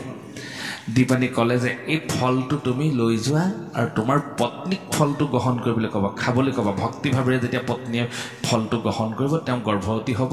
আৰু তোমালোকৰ এই সমস্যা পৰিব তুমি দেউতাক হ'বা আৰু তোমাৰ পত্নীও মাতৃ হ'ব পাৰিব গতিকে ব্ৰাহ্মণজনে খুব ভাল পালে ফলটো লৈ আহিলে পৰম আনন্দ হ'ল আহি তেওঁ পত্নীগৰাকী গোটেই কথাটো ভাঙি পাতি ক'লে যে আমাৰো চিন্তা নাই গতিকে তুমি এই ফলটো মোক এজন ঋষিয়ে দি পঠাইছে এই ফলটো তুমি নিয়মে নীতিয়ে গ্ৰহণ কৰা ফলটো খোৱা আৰু ফলটো খোৱাৰ লগে লগে গ্ৰহণ কৰাৰ লগে লগে তুমি গৰ্ভৱতী হ'বা আৰু তুমি এটি ভাল পুত্ৰ সন্তানৰ মাতৃ হ'বা ময়ো পিতৃ হ'ম তেওঁ বৰ আনন্দ পালে এতিয়া আনন্দ পাই তেওঁ নিজৰ কৰ্ম কৰিবলৈ গুচি গ'ল কিন্তু মানুহগৰাকী সেই কথাটো সহজভাৱে নল'লে গতিকে এই মানুহগৰাকীৰ যিটো চৰিত্ৰ সেই চৰিত্ৰটো এতিয়া বৰ ডাঙৰ কথা যেতিয়া স্বামীয়ে ফলটো দি পত্নীৰ হাতত ফলটো তুলি দিলে ফলটো তুলি তেওঁ নিজৰ কৰ্মত গুচি গ'ল এতিয়া মানুহজন ব্ৰাহ্মণজন খুব ভাল মানুহ কিন্তু তেওঁ মানুহগৰাকী তেওঁৰ সৈতে মানে মত বিৰোধ মানুহগৰাকী চঞ্চল মনৰ অমুকটোহে লাগে তমুকটোহে লাগে তাৰমানে একদম চঞ্চল মনৰ এগৰাকী কন্যা তেওঁ তাৰমানে স্বামী যেতিয়া ফলটো দিলে তেওঁ সেইটো তাচ্ছিল্য কৰিলে যে এই ফলটো যদি খাবলৈ হয় মই গৰ্ভৱতী হ'ম গৰ্ভৱতী হোৱাৰ লগে লগে মোৰ সৌন্দৰ্য বিলুপ্তি হ'ব যেনে গাভৰু এগৰাকী বোৱাৰীতকৈ এগৰাকী গাভৰু ছোৱালীৰ ছাল যিকোনো ক্ষেত্ৰত হয়তো ৰূপৱতী হৈ থাকিব পাৰে গতিকে মোৰ সৌন্দৰ্য বিনাশ হ'ব মই এতিয়া যদিও বিবাহিতা কন্যা মই যদিও বিবাহিত মহিলা তথাপিতো মোৰ সৌন্দৰ্য ধৰি ৰাখিছোঁ মই সতি সন্তান হোৱাৰ লগে লগে মোৰ সৌন্দৰ্য বিলুপ্তি হ'ব আৰু গৰ্ভধাৰণ কৰাৰ লগে লগে মই নীতি নিয়ম পালন কৰিব লাগিব এইবোৰ মোৰ কাৰণে সম্ভৱ নহয় নালাগে মোক সতি সন্তান মই এইটো ফলো খাব নোৱাৰোঁ আৰু এই ফলটোৱেনো এটা সতি সন্তান জন্ম দিব পাৰেনে এইটো কথা হ'লনে মানুহগৰাকীয়ে তাৰমানে সদায় অহিত চিন্তা নেতিবাচক চিন্তা সদায় চাব বেয়া চিন্তা যদি ৰাতিপুৱা শুই উঠি এজন মানুহৰ মই যদি বেয়া চিন্তা এটা সোমোৱাই লওঁ আকৌ বিচনাত পৰালৈকে মনটো বেয়াই লাগি থাকিব আৰু কৰ্মবিলাকো বেয়া হ'ব ঠিক তেনেধৰণে তেওঁ কি কৰিলে আৰু আমাৰ অসমীয়াত এটা কথা আছে ভালে পাই ভালক খালে পাই যাবৰক গতিকে সাধুজন তেওঁৰ স্বামীজন পৰম ভক্ত বৰ ভাল মানুহ তেওঁ সেইকাৰণে ভাল সন্তৰ সংগ অৰ্থাৎ ঋষিজনৰ সংগ পালে ঋষিজনে ফলটো দিলে কিন্তু তেওঁ মানুহগৰাকী অতিকে দুষ্ট প্ৰকৃতিৰ মানুহ তেওঁ কাৰ লগত আলোচনা কৰিলে জানেনে এতিয়া কথাটো বৰ ডাঙৰ কথা হ'ল ফলটো তেওঁ নাখাবলৈ হ'লেও তেওঁক স্বামীয়ে দণ্ড দিব পাৰে স্বামীয়ে মৰি যাব বুলি ভয় কৰিছে গতিকে কি হ'ব এতিয়া গতিকে দুষ্ট মানুহে দুষ্ট মানুহৰ সংগ বিচাৰি পায় সদায় ভাল মানুহ যেনেকৈ ভালৰ লগত থাকে দুষ্ট মানুহে দুষ্ট মানুহৰ সংগহে পাব তেওঁ ভাল সংগ নাপায় তেওঁ নিজৰ ভনীয়েকক মাতি আনিলে আৰু ভনীয়েকৰ লগত কথাটো আলোচনা কৰিলে যে ভনী মোৰ এটা ডাঙৰ সমস্যা হ'ল গতিকে ভিনীহিয়ে যদি জানিবলৈ হয় মোকতো প্ৰাণে মাৰিব গতিকে মোক এইটো ফল আনি দিছে কি কৰিম এতিয়া মই এইটো খাওঁ নে নাখাওঁ মোৰতো খাবলৈতো অলপো মন নাই কাৰণ মই গৰ্ভধাৰণ কৰিব নোৱাৰোঁ এইবিলাক মই নীতি নিয়ম নাপাতো কি হ'ব এতিয়া ভনীয়েকে বুদ্ধি দিলে যে বাইদেউ তুমি একো চিন্তা নকৰিবা এইবোৰ চব সমস্যা সমাধান হৈ যাব বোলে ইয়াৰ ব্যৱস্থা মোৰ ওচৰত আছে বোলে কি ব্যৱস্থা আছে তুমি ফলটো গ্ৰহণ কৰিলো বুলি তুমি ভাবি থাকা আৰু তুমি ভিনীদেউকো তুমি কৈ দিয়া যে মই ফলটো গ্ৰহণ কৰিলোঁ মই আজিৰ পৰা তোমাৰ ইয়াতে থাকিম মই তোমাক পৰিচৰ্য কৰাৰ চলেৰে মই তোমালোকৰ ঘৰতে থাকিম তেতিয়া কি হ'ব তেতিয়া ক'লে যে মোৰ গৰ্ভত আজি 3 দিনৰ আগত এটি সন্তান স্থিতি হৈছে এটি ভ্ৰণ মোৰ গৰ্ভত স্থিতি হৈছে সেইটোকে মই তোমালৈ সম্প্ৰসাৰণ কৰিম যেতিয়া ই জন্ম হ'ব মই তোমাৰ হাতত তুলি দিম আৰু তুমি ভিনদেউক দেখুৱাই দিবা যে আমাৰ সন্তান জন্ম হ'ল ইমান ভাল বুদ্ধিটো দিলে চাওক বেয়া মানুহৰ মনবিলাক সদায় বেয়া গতিকে তেওঁ ভাবিলে ভিনীয়েকে মানুহজনক ক'লে যে এনেকুৱা কথা মই ফলটো গ্ৰহণ কৰিম আৰু ভণ্টিক মাতি আনিছোঁ ভণ্টি আজিৰ পৰা আমাৰ ঘৰতে থাকিব ব্ৰাহ্মণজনে খুব ভাল পালে কাৰণ গৰ্ভধাৰণ কৰোঁতে তেওঁ হয়তো ক্ষতি হ'ব পাৰে গতিকে ভনীয়েকে পৰিচৰ্য কৰিবলৈ আজিয়ে ভনীয়েক আহিলে তাতকৈ জানো আনন্দৰ কথা আছে এতিয়া দুষ্ট প্ৰকৃতিৰ দুয়োগৰাকীয়ে দুষ্ট চিন্তা কৰি তেনেধৰণে থাকিলে এতিয়া ফলটো কি কৰিব ওচৰতে গাই গৰুজনী চৰি আছিলে গাই গৰুজনীকে প্ৰমাণ চোৱা যাওক বুলি ফলটো খুৱাই দিলে লাহে লাহে গাই গৰুজনীও গৰ্ভধাৰণ কৰিবলৈ ধৰিলে নিৰ্দিষ্ট সময়ত ব্ৰাহ্মণৰ এই খুলখালীয়েকজনীয়ে এটি সন্তান জন্ম দিলে আৰু সন্তান জন্ম দিয়াৰ লগে লগে বায়েকে নিজৰ সন্তান বুলি স্বামীৰ হাতত তুলি দিলে সেই ব্ৰাহ্মণজনৰ নাম আছিলে আত্মদেৱ তেওঁ বৰ আনন্দ পালে ভগৱানক যিটো বস্তু বিচাৰিছিলে সেইটো বস্তুকে হাতে হাতে দিলে ভগৱানে চাওকচোন সন্তান এটা ঈশ্বৰক বিচাৰিলে আৰু ঈশ্বৰে সন্তানটো আনি তেওঁ হাততে তুলি দিলেহি ইমান আনন্দ পালে তেওঁ আৰু তেওঁ পত্নীগৰাকীৰ নাম আছিলে ধুন্দুলি গতিকে যেতিয়া সন্তানটো যেতিয়া জন্ম হ'ল সন্তানটোৰ নামাকৰণ কৰিবলগীয়া হ'ল নামাকৰণ কৰিবলৈ যাওঁতে সন্তানটোৰ নাম দিলে ধুন্দকাৰী সেই পুতেকৰ নাম দিলে তাৰপিছত 3 দিনৰ পাছত গাইজনীয়ে পোৱালি এটা দিলে নহয় গাইজনীয়ে প্ৰসৱ কৰিলে এটা সন্তান জন্ম হ'ল কিন্তু গৰু জন্ম নহ'ল জন্ম হ'ল এজন দেৱশিশুৰ এজন মানুহ জন্ম হ'ল কিন্তু তেওঁ কাণকেইখন গৰুৰ নিচিনা হ'ল সেইকাৰণে তেওঁক নামাকৰণ কৰা হ'ল গোকৰ্ণ এতিয়া 2জন পুত্ৰ হ'ল ব্ৰাহ্মণৰ ইমান আনন্দ ভগৱানক বিচাৰিছিলে এটি সন্তান বিচাৰিছিলে কিন্তু ভগৱান ইমান সন্তুষ্ট হৈ তেওঁক 2টি সন্তান তেওঁ হাতত তুলি দিলে আত্মদেৱৰ মানে ইমান আনন্দ হ'ল তেওঁ মহাসুখ লাভ কৰিলে লাহে লাহে দিন বাগৰিবলৈ ধৰিলে 2টি সন্তান একেলগে ডাঙৰ দীঘল হ'ল কিন্তু 2টা সন্তানৰ উদ্দেশ্য বেলেগ হ'ল এই ডাঙৰ সন্তানটিয়ে অকল বেশ্যাৰ সংগলৈ যাবলৈ ধৰিলে বেয়াৰ সংগলৈ যাবলৈ য'ত মদ্যপান হয় য'ত জুৱা খেল হয় য'ত মৰা কটা হয় এই কৰ্মবিলাকত তেওঁ লিপ্ত হ'ল ডাঙৰ যিটো খুলখালীয়েকৰ ল'ৰাটো তেওঁতো নিজৰ ল'ৰা বুলি ভাবি আছে সেই ল'ৰাটো কিন্তু এই গাইজনীয়ে যিটি সন্তান জন্ম দিলে তেওঁ পৰম ধাৰ্মিক হ'ল তেওঁ সদায় সৎ কথা সৎ মাত সৎ ব্যৱহাৰ তেনে আচৰণকে বোলে শিষ্টাচাৰ তেওঁ শিষ্টাচাৰী হ'ল পৰম বৈষ্ণৱ হ'ল সদায় সাধু সন্তৰ লগত থাকে ভাল কথা চিন্তা কৰে ভাল কৰ্ম কৰে এনেধৰণে দিন বাগৰিলে এই ধুন্দুলাকাৰীয়ে কি কৰিলে 5গৰাকী বেশ্যা ৰমণীক লৈ তেওঁ সংসাৰ কৰিলে 5গৰাকী পত্নী তেওঁ 5গৰাকী পত্নী হ'ল বহু সতি সন্তান তেওঁ জন্ম হ'ল ঘৰখন মানে নদন বদন হ'ল কিন্তু অকল অসৎ চিন্তা অসৎ কৰ্মৰে ঘৰখন তেওঁলোকৰ মানে একেবাৰে হাহাকাৰ পৰিস্থিতি তাৰমানে অপ্ৰীতিকৰ হ'ল ঘৰখন এদিন 5গৰাকী পত্নীয়ে সতি সন্তানক লৈ আলোচনা কৰিলে যে আমাৰতো স্বামীয়ে আমাক যে আজিলৈকে ভৰণ পোষণ কৰিছে আমাৰ স্বামীয়ে আমাক ক'ৰ পৰা খুৱাইছে তেতিয়া ক'লে যে আমাকতো লোকৰ ঘৰত কাৰোবাৰ ঘৰত তেওঁ ডকাইতি কৰিছে কাৰোবাক দণ্ড কৰি দিছে কাৰোবাক ঘৰত মানে চুৰ চাপাৰি কৰি এই অবৈধভাৱে বা অনীতিয়ে তেওঁ তাৰমানে নীতি বিৰুদ্ধভাৱে তেওঁ ধন উপাৰ্জন কৰি আমাক খুৱাইছে আৰু তেওঁ কি কৰে তেওঁ মানে লাহে লাহে তেওঁ নিজৰ পিতৃ মাতৃক দাবী ধমকি দিয়ে যে তোমালোকে মোক ধন দিয়া সেই ধনে তেওঁ মদ্যপান কৰেগৈ ঘৰত টকা পইচা বিচাৰে ধন বিচাৰে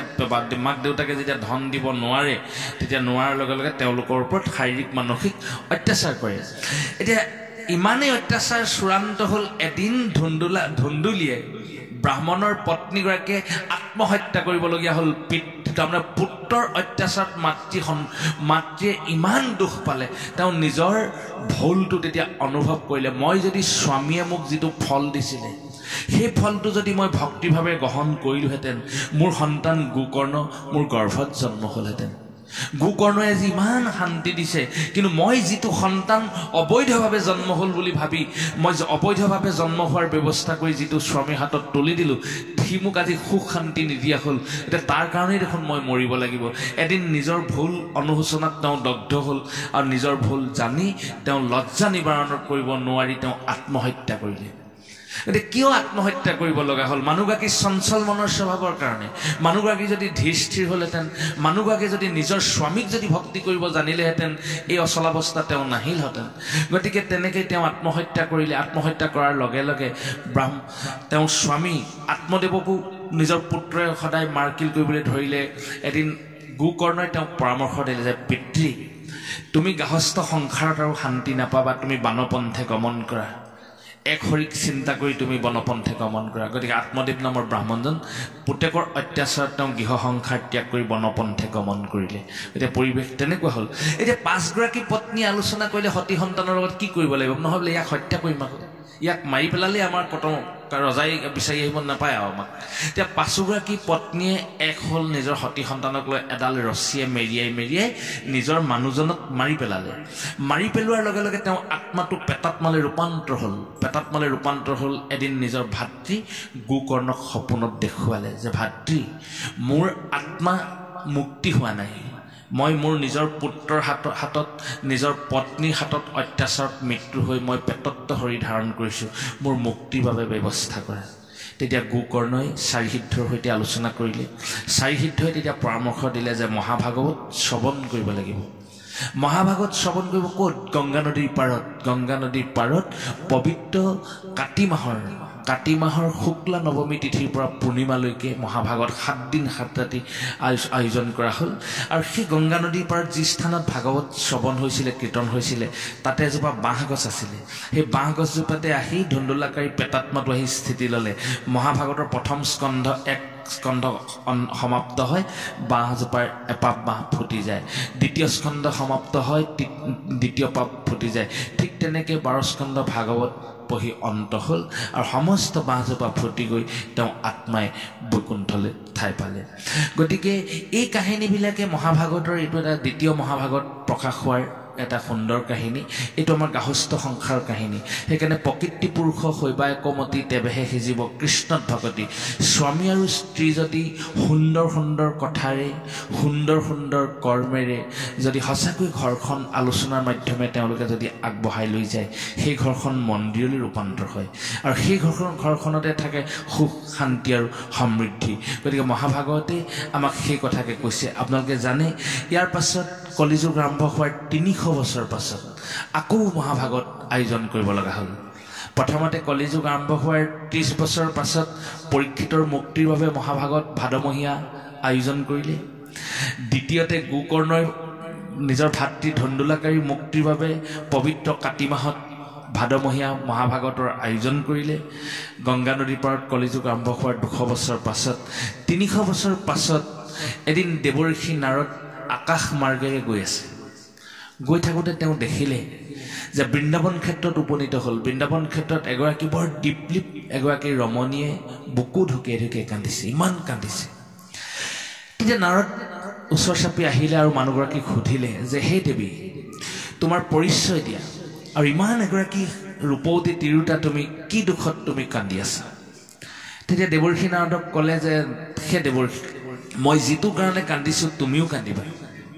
আৰু মই যিটো সমস্যাত পৰিছোঁ ইতৰ প্ৰাণীও দুখ কৰিব এতিয়া নাৰদে সুধিলে তুমি কি সমস্যাত পৰিছা তেতিয়া সেই মাতৃগৰাকীয়ে ক'লে সেই সুন্দৰী যুৱতীগৰাকীয়ে যে এই সন্মুখত বৃদ্ধ দুজন দেখিছানে দুজন বৃদ্ধ বহি আছে বুঢ়া মানুহ দুজন বহি আছে বোলে দেখিছোঁ চোৱা কলিৰ প্ৰভাৱত মই তেওঁলোকৰ মাক মোৰ নাম হৈছে ভক্তি মাতৃ গতিকে মোৰ নামটো ভক্তি মাতৃ গতিকে মোৰ দুয়ো সন্তান ইয়াত বৰপুত্ৰ জ্ঞান আৰু এয়া সৰু পুত্ৰ বৈৰাগ্য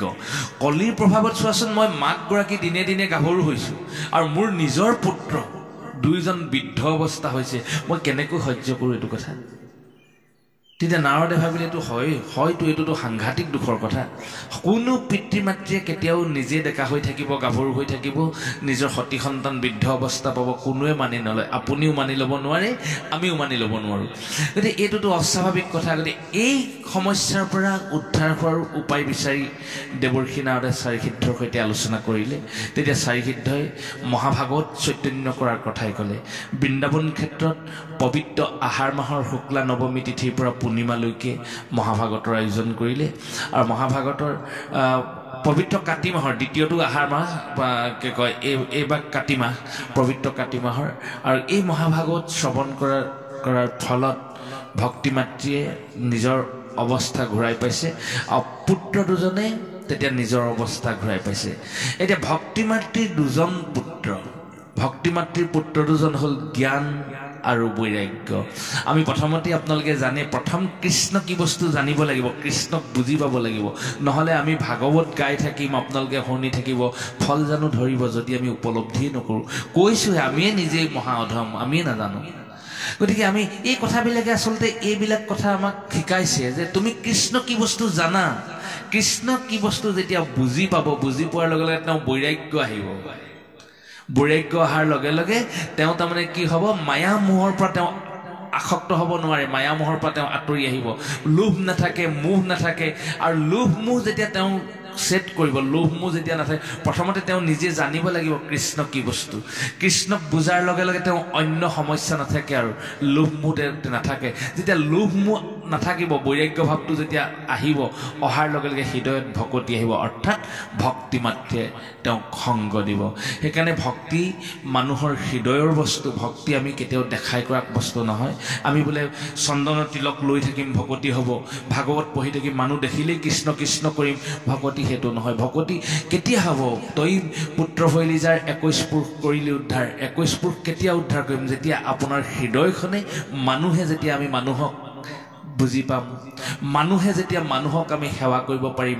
মানুহে যেতিয়া আমি মানুহৰ বিপদত যেতিয়া আমি থিয় হৈ দিব পাৰিম সেয়াই হ'ল আচল প্ৰকৃত ভক্তি আপোনালোকে জানে যেতিয়া আমি মানুহক মানুহ জ্ঞান কৰিম যেতিয়া আমি দেউতাক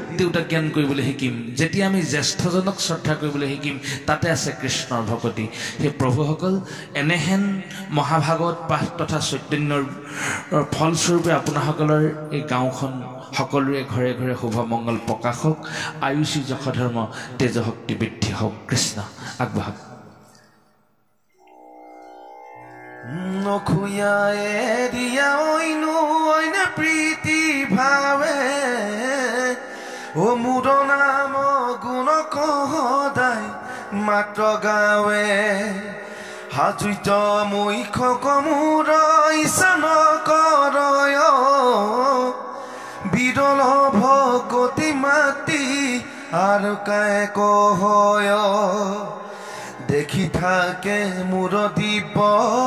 ৰূপ বিতুপন প্ৰসন্ন বদন চাৰু অৰুণ নয়ন এ মই ঘমে কথা বাৰ্তা কহিয়া থাকয় মুখ্য আদি কৰি তিন সমন গণয় এ মোৰ মনোহৰ হাস্য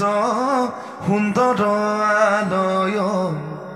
তাক সম্বাদ মন প্ৰাণ টানিয়ানয় ও এতেকে মুখ্য সজদি ইচ্ছা নকৰয় এ তবু পুনু ভকতিয়ে তাকো মিলায় ঐ ৰাম বিদ্যা গুচিলে আনু বিভূতি যতে ক ভকতৰ পাছে পাছে ফুৰয় প্ৰত্যেক যদ্যপিতে খম্বেতা কস্পৃহান কৰয়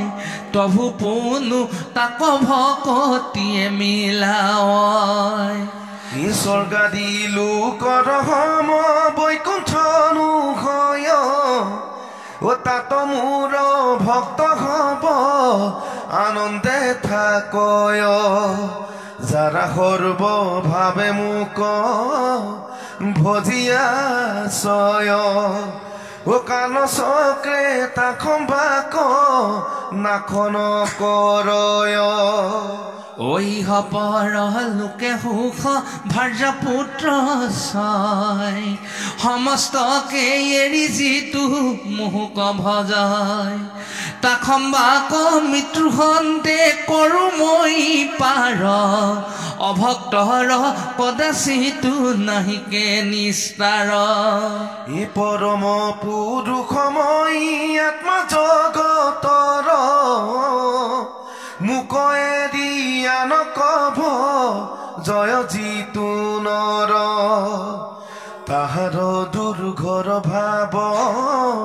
অনুহে নিবাৰণ নিকাৰ ভুঞ্জয় ইটো অধম দুৰ্জন এ মুক ভয়ে বায়ু সূৰ্য অগ্নি পুৰন্দৰে কালে বৃষ্টি আদি কৰি কুৰ্মক আচৰে এহি মোৰ সহ্য নিবাসাধু ছয় কুলখৰ অৰ্থে মোৰ চৰণ ভজয় এহি মানে ভক্তি যোগ কহিলো তোমাত আৱে সাংখ্য কহুমাও শুনিও সাক্ষাত সৃষ্টি কৰিবাক লাগি দেৱ সনাতন লীলায়ে ভৈলন্ত দুই ৰূপতে তীক্ষ্ণ ৰাম প্ৰথমে পুৰুষ ৰূপে মায়ায় উদৰে কৰিলন্ত বীজ ধ্যান জগত ঈশ্বৰে জন্মাইলন্ত মহামায়া মহত্ব কুমাৰ তাত হন্তে জন্মিল ত্ৰিবিধ অহংকাৰ এহি মতে অনুতত্ত হব উপজিল ঈশ্বৰ ইচ্ছাত হবে হুয়ায়ে কমিল জন্মাইল ব্ৰহ্মাণ্ড গোট আতি জ্যোতিষ্ময় বহুকাল জলে সিটো নিচেষ্টে আশ্ৰয় পাছে নাৰায়ণ ৰূপে তাত ভগৱন্ত প্ৰৱেশিয়া চতুৰ্দশ লোক কপিলন্ত স্থানে স্থানে দেৱদৈত্য থাপিলন্ত নৰ বিৰাট হৰিৰইহা বুলি ঈশ্বৰৰ ইটো কথা দেহাত বুজিব দিয়া মন সাংখ্য কথনৰ আৱে শুনা প্ৰয়োজন অন্তৰ্যামী ভগৱন্ত জগত আধাৰ ভক্তি বীৰ কতিতাক কৰিয়া বিচাৰ ৰাম হৃদয়ত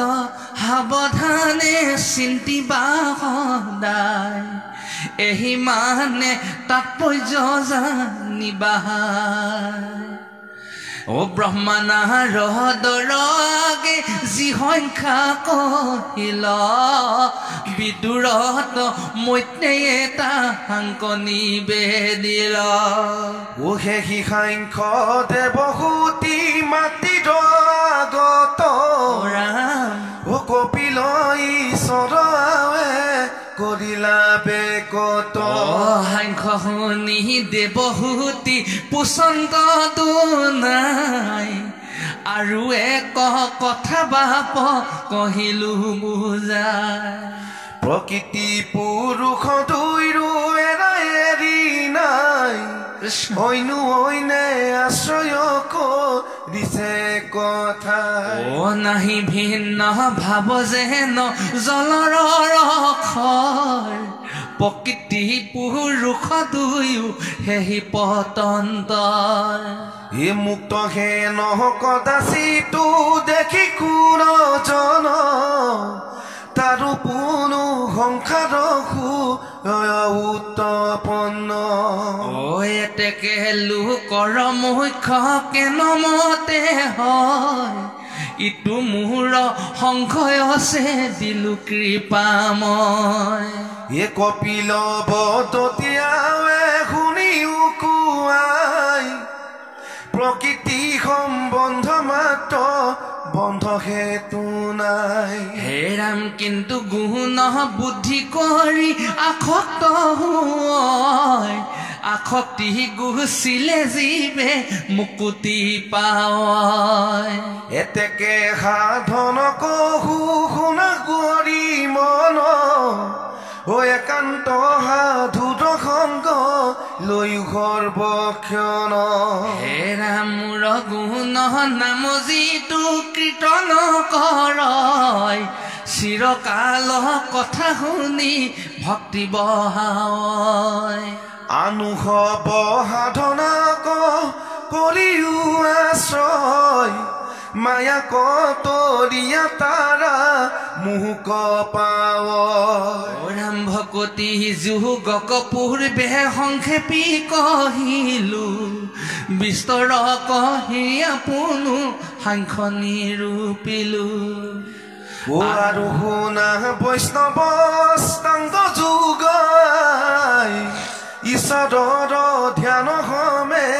কহিব বুজাই হে ৰাম সাধক পুৰুষে আতি কৰি মন বখ প্ৰথমে ধৰিবে যম নিয়ম দ্বাদশ প্ৰবৃত স্থানত দিব আসন পাতিয়া কৰিবে প্ৰণাম পাছে তাহাতে বহিয়া ৰাম বৈকুণ্ঠৰ লীলা ধ্যান কৰি ঘনে ঘন মনৰ মন কহবে কৰিবে চেতন মন যেবে সাৱধান ভৈলে কখিয়া ও নাখিকাৰ অগ্ৰেতেবে দৃষ্টি কৰাখিয়া চিন্তিবে কহ ঈশ্বৰৰ ৰূপ বিতূপন এহি মোৰ পহ কহু মাও শুনায়ে কমন শুনিও নৰ নাৰী পৰম পবিত্ৰ তৃতীয় স্কন্ধৰ কথা কপিল চৰিত্ৰ হে ৰাম কলি মহল বিনাশক আতপৰে নাই জানি সাৱধানে শুনা হেলানো যোৱাই জয় জয় কপিল স্বৰূপ কৃপাময় ভকতি বিৰক্তি যিটো কৰিলো দয় ৰাম মোৰ সৰ্বক্ষণে তজু পদে হৌ কৰতি এহি কি পাহ কৰা বাপ অগতিৰ গতি গোপাল চৰণে কহে গোবিন্দ দাস ৰামকৃষ্ণ বুলি চলা গোবিন্দ পাখ হৰি ৰাম ৰাম ৰাম কৃষ্ণ